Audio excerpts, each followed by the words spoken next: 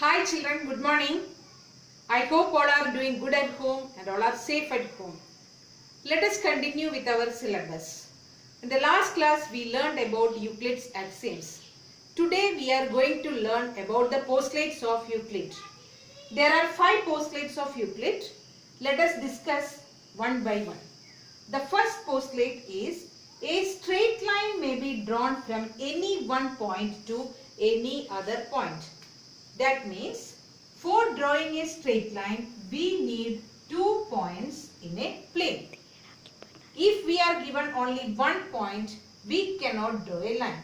So for drawing a straight line we need at least 2 distinct points in a plane, and through 2 points we can draw only a unique line. That is the meaning of the first postulate. Now second one, a terminated line can be produced indefinitely. By the term terminated line, Euclid meant a line segment.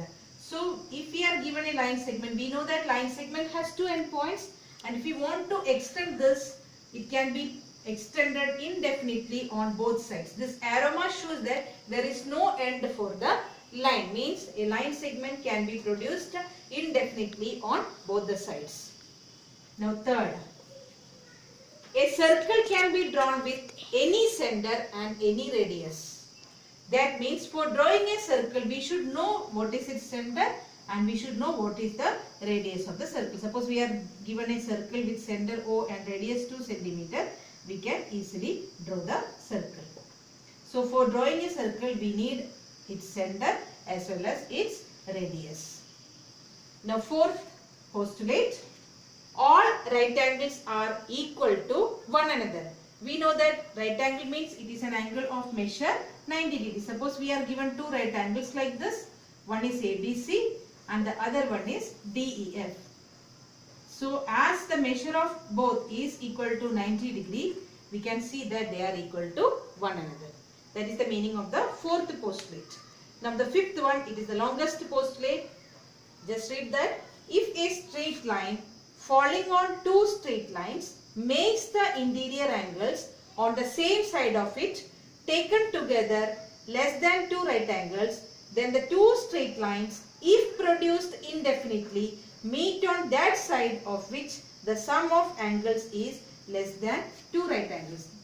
Which means we are given 2 straight lines on a plane like this. AB and CD are 2 straight lines. Then a third line is falling on it.